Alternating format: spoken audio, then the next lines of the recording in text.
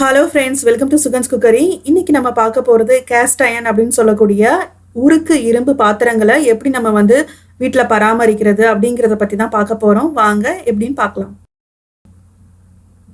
இதுதான் ஃப்ரெண்ட்ஸ் நான் யூஸ் பண்ணுற கேஸ்ட் அயன் ஃப்ரை பேன். இப்போ இந்த பாத்திரம் பார்த்தீங்கன்னா துருப்பிடிச்சு இருக்குது. உங்கள் எல்லாருக்கும் ஒரு டவுட் இருக்கலாம், துருப்பிடிச்ச இரும்பு பாத்திரத்தை நம்ம மறுபடியும் யூஸ் பண்ணலாமா குக்கிங்க்கு அப்படின்னு சொல்லிட்டு. கண்டிப்பாக யூஸ் பண்ணலாம். அதுக்காக தான் நான் இந்த வீடியோ உங்களுக்காக காட்டுறேன். இப்போ இந்த துருப்பிடிச்ச பாத்திரத்தை தண்ணியில் நல்லா ஒரு தடவை அலசிடுங்க. அலசிட்டு நார்மல் நம்ம ஸ்க்ரப்பர் இருக்கு இல்லையா, அதில் டிஷ்வாஷிங் லிக்விட் வச்சுட்டு நல்லா இதை தேய்ங்க. இந்த மாதிரி தேய்க்கும் போது அந்த துருவெல்லாம் கரைஞ்சி போயிடும். ஸோ இந்த மாதிரி நல்ல ஒரு தடவை எல்லா சைடும் வெளிப்பகுதி உள்பகுதி அது கைப்பிடி எல்லா சைடும் நல்லா தேய்ச்சிட்டு அதுக்கப்புறம் இதை நார்மல் டேப் வாட்டரில் காமிச்சிங்கன்னா போதும், உங்களுக்கு நல்லா க்ளீன் ஆகிடும். இந்த மாதிரி தண்ணி வச்சு நல்லா க்ளீன் பண்ணதுக்கப்புறம் ரொம்ப முக்கியமான ஒரு ஸ்டெப் பண்ணணும். அந்த ஸ்டெப்பு பண்ணால் மட்டும்தான் நம்மளோட இரும்பு பாத்திரங்கள் துருப்பிடிக்காமல் இருக்கும். ஸோ இதை நல்லா க்ளீன் பண்ணதுக்கப்புறம் அப்படியே எடுத்துக்கொண்டு ஸ்டவ்வில் வச்சுருங்க. இப்போது அந்த கேஸ்ட் அயன் பேனை நான் ஸ்டவ்வில் லோ ஃப்ளேமில் வச்சுருக்கிறேன்.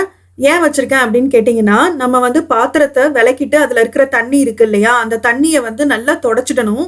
சப்போஸ் நம்ம துடைக்காமல் அப்படியே விட்டுட்டோன்னு வச்சுக்கோங்களேன், ஒரு 10 நிமிஷத்தில் அந்த தண்ணி காஞ்ச உடனே பார்த்தீங்கன்னா அப்படியே ஃபுல்லாக துருப்பிடிச்சிடும்.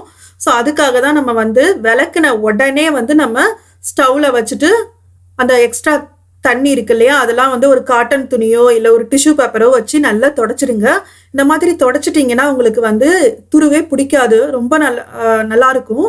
நீங்கள் எப்போ வேணுமோ அப்போதைக்கு டக்குன்னு எடுத்து நீங்கள் சமைக்க ஆரம்பிச்சிடலாம். இல்லாட்டி பார்த்தீங்கன்னா அது துரு பிடிச்சி கிடந்ததுன்னா திரும்ப அதை நீங்கள் க்ளீன் பண்ணணும், அதுக்கப்புறம் திரும்ப சமைக்கணும் அப்படின்னு நீங்கள் நினைக்கும் போதே ஐயோ அதை எடுக்கணுமா அப்படின்னு சொல்லிட்டு நம்ம அதை யூஸ் பண்ணவே மாட்டோம். ஸோ ஒன்ஸ் அதில் இருக்கிற தண்ணி எல்லாத்தையும் நல்லா சுத்தமாக தொடச்சிட்டு அது நல்லா காஞ்சதுக்கப்புறம் ஸ்டவ்வை ஆஃப் பண்ணிவிட்டு இப்போ நான் அதில் கொஞ்சமாக நல்லெண்ணெய் ஊற்றுறேன். நல்லெண்ணெய் ஊற்றிட்டு அதை நல்லா தொடச்சி விடுங்க.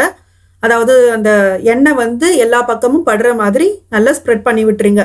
ஸோ இந்த மாதிரி அதில் இருக்கிற தண்ணி எல்லாத்தையும் தொடச்சிட்டு இந்த மாதிரி எண்ணெய் தடவி வைக்கும்போது உங்களோட இரும்பு பாத்திரம் ரொம்ப நாள் வரைக்கும் வருங்க, கெட்டே போகாது. இந்த எண்ணெயை அப்ளை பண்ணும்போது நீங்கள் ஞாபகம் வச்சுக்க வேண்டியது ஒரே ஒரு விஷயம்தான். எண்ணெய் அப்ளை பண்ணும்போது பேனோட உள்பகுதி வெளிப்பகுதி அதோட கைப்பிடி எல்லா சைடும் எண்ணெயை அப்ளை பண்ணி வைங்க. அப்போ தான் இரும்பு பாத்திரம் துருப்பிடிக்காமல் ரொம்ப நாள் வரைக்கும் வரும். இந்த வீடியோவை பார்த்ததுக்கப்புறம் உங்களுக்கு 2 டவுட்டு வரலாம். ஒன்று நான் எதுக்கு பாத்திரத்தை விளக்குனதுக்கப்புறம் ஸ்டவ்வில் வச்சு காய வைக்கணும், நான் ஈஸியாக வெயிலே காய வச்சிடலாமே அப்படின்னு நீங்கள் நினைக்கலாம். கரெக்டு தான். ஆனால் இந்த இரும்பு பாத்திரத்தை நீங்கள் வெயிலில் எடுத்துக்கொண்டு காய வைக்கிறதுக்கு அட்லீஸ்ட் ஒரு 10 நிமிஷம் அது காயறதுக்கு ஆகும். அது காயறதுக்குள்ளே அது துருப்பிடிச்சிடுங்க. இது நார்மல் இரும்பு பாத்திரம் மாதிரி கிடையாது. அதனால தான் நம்ம ஸ்டவ்வில் வச்ச உடனே டிஷ்யூ பேப்பர் வச்சு அந்த தண்ணியெல்லாம் தொடச்சிட்டு உடனே எண்ணெய் அப்ளை பண்ணிடுறோம். இந்த மாதிரி பண்ணுறதுனால அதில் துருப்பிடிக்கிறது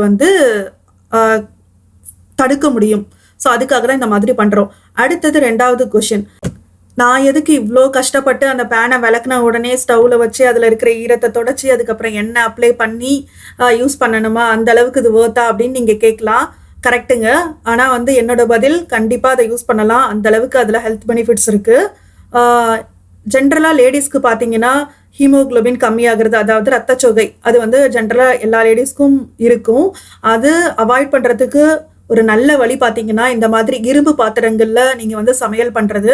இந்த மாதிரி இரும்பு பாத்திரங்களில் நீங்கள் சமைக்கும்போது நேச்சுரலாகவே நீங்கள் சமைக்கிற உணவில் இரும்பு சத்து அதிகமாகுது அப்படின்னு சொல்லிட்டு ரிசர்ச்சில் கண்டுபிடிச்சிருக்கிறாங்க.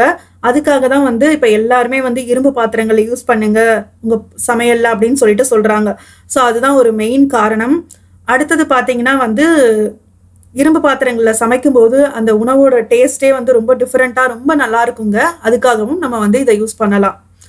அவ்வளோதாங்க. இந்த வீடியோ கண்டிப்பாக உங்களுக்கு ரொம்ப யூஸ்ஃபுல்லாக இருந்திருக்கும்னு நினைக்கிறேன். இந்த வீடியோ பிடிச்சிருந்ததுன்னா வீடியோவை லைக் பண்ணுங்கள், மறக்காமல் சுகன்ஸ் குக்கரியை சப்ஸ்கிரைப் பண்ணுங்கள். தேங்க்ஸ் ஃபார் வாட்சிங்.